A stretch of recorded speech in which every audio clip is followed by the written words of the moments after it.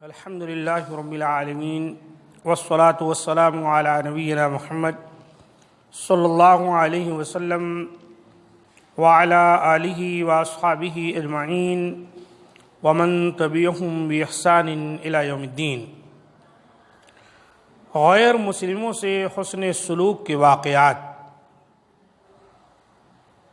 نبی صلی اللہ علیہ وآلہ وسلم کو اللہ تعالیٰ نے سارے جہاں کے لیے رحمت بنا کر بھیجا ہے۔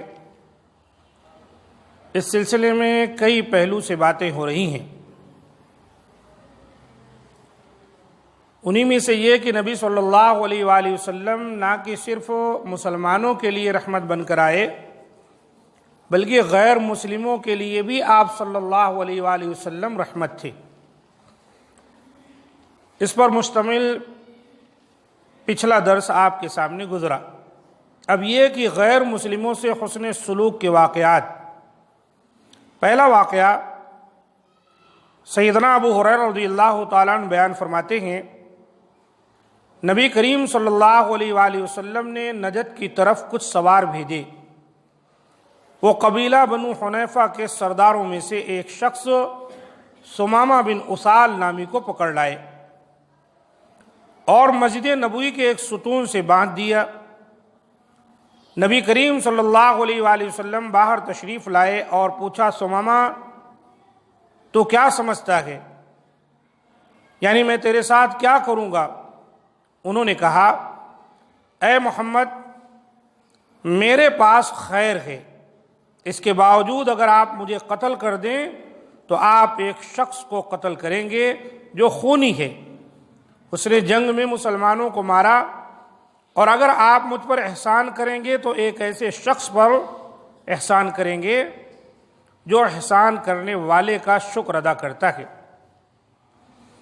لیکن اگر آپ کو مال مطلوب ہے تو جتنا چاہیں مجھ سے مال طلب کر سکتے ہیں۔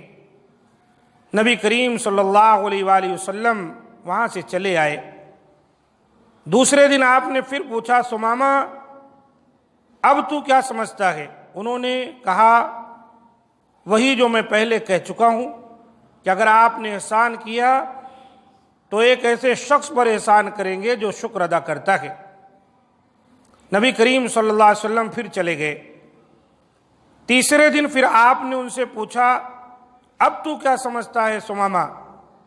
انہوں نے کہا کہ وہی جو میں آپ سے پہلے کہہ چکا ہوں۔ نبی کریم صلی اللہ علیہ وسلم نے صحابہ رضی اللہ تعالیٰ عنہم سے فرمایا کہ ثمامہ کو چھوڑ دو۔ رسی کھول دی گئی تو وہ مسجد نبوی سے قریب ایک باغ میں گئے اور غسل کر کے مسجد نبوی میں حاضر ہوئے اور پڑھا، اشہد ان لا الہ الا اللہ واشہد ان محمد رسول اللہ، اور کہا، ہے محمد اللہ کی قسم روئے زمین پر کوئی چہرہ آپ کے چہرے سے زیادہ میرے لیے برا نہیں تھا، لیکن آج آپ کے چہرے سے زیادہ کوئی چہرہ میرے لیے محبوب نہیں ہے۔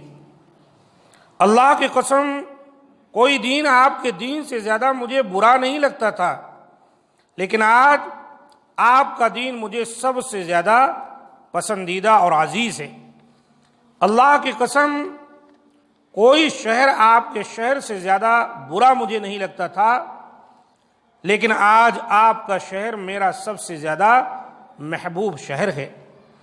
آپ کے سواروں نے مجھے پکڑا تو میں عمرہ کا ارادہ کر چکا تھا، اب آپ کا کیا حکم ہے؟ میں عمرہ کو جاؤں یا نہیں؟ آپ صلی اللہ علیہ وسلم نے انہیں بشارت دی اور عمرہ ادا کرنے کا حکم دیا۔ جب وہ مکہ پہنچے تو کسی نے کہا کہ تم بے دین ہو گئے ہو؟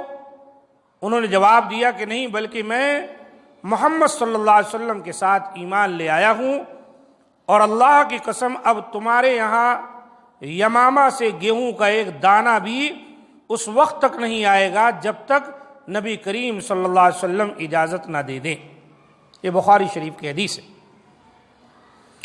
دوسرا واقعہ سیدنا عبداللہ بن مسعود رضی اللہ تعالیٰ عنہ فرماتے ہیں، قریش کا اسلام سے اعراض بڑھتا گیا تو نبی کریم صلی اللہ علیہ وسلم نے ان کے حق میں بد دعا کی۔ اس بد دعا کے نتیجے میں ایسا قحط پڑا کہ کفار مرنے لگے اور مردار اور ہڈیاں کھانے لگے۔ آخر ابو سفیان آپ کی خدمت میں حاضر ہوا اور عرض کیا، اے محمد، آپ صلہ رحمی کا حکم دیتے ہیں لیکن آپ کی قوم مر رہی ہے، اللہ عز و جل سے دعا کیجئے۔ آپ نے اس آیت کی تلاوت کی جس کا ترجمہ ہے، سو انتظار کر جس دن آسمان ظاہر دھواں لائے گا، اس دن کا انتظار کر جب آسمان پر صاف کھلا ہوا دھواں نمودار ہوگا۔ خیر آپ نے دعا کی، بارش ہوئی، قحط جاتا رہا، لیکن وہ پھر کفر کرنے لگے۔ اس پر اللہ پاک کا یہ فرمان نازل ہوا، جس دن ہم بڑی پکڑ پکڑیں گے، بے شک ہم انتقام لینے والے ہیں۔ اور یہ پکڑ بدر کی لڑائی میں ہوئی۔ اور اسباد بن محمد نے منصور سے بیان کیا کہ رسول اللہ صلی اللہ علیہ وسلم نے دعائے استسقاء کی مدینہ میں، جس کے نتیجے میں خوب بارش ہوئی کہ 7 دن تک وہ برابر جاری رہی۔ آخر لوگوں نے بارش کی زیادتی کی شکایت کی تو رسول اللہ صلی اللہ علیہ وسلم نے دعا کی، اللہم حوالینا ولا علینا، کہ اللہ ہمارے اطراف و جوانب میں بارش برسا، مدینہ میں بارش کا سلسلہ ختم کر۔ چنانچہ بادل آسمان سے چھٹ گیا اور مدینہ کے ارد گرد خوب بارش ہوئی۔ یہ حدیث بھی صحیح بخاری میں۔ یہ دونوں واقعہ جو بیان کیا گیا یہ عمومی واقعہ ہے، اس میں صرف مسلمانوں کا ہی فائدہ نہیں ہے بلکہ کافروں اور مشرکوں سب کے لیے اس کے اندر فائدہ ہے۔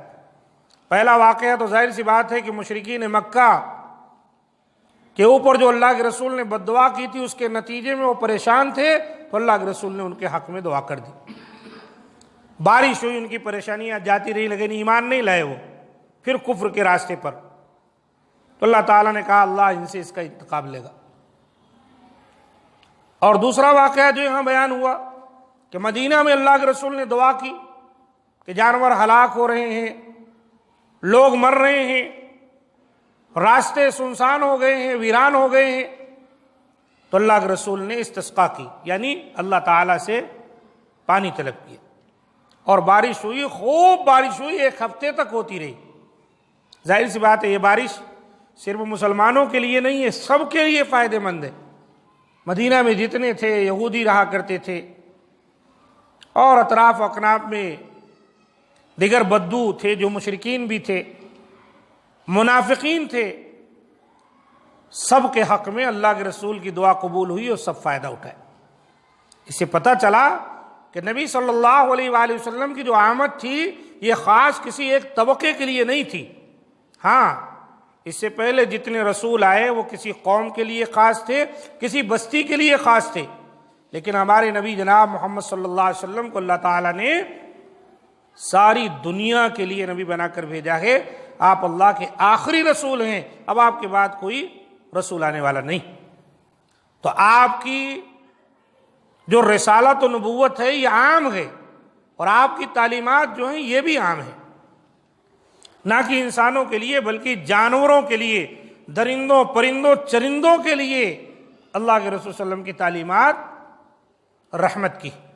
بلا وجہ ایک درخت بھی کاٹنے سے اللہ کے رسول صلی اللہ علیہ وسلم نے منع فرمایا۔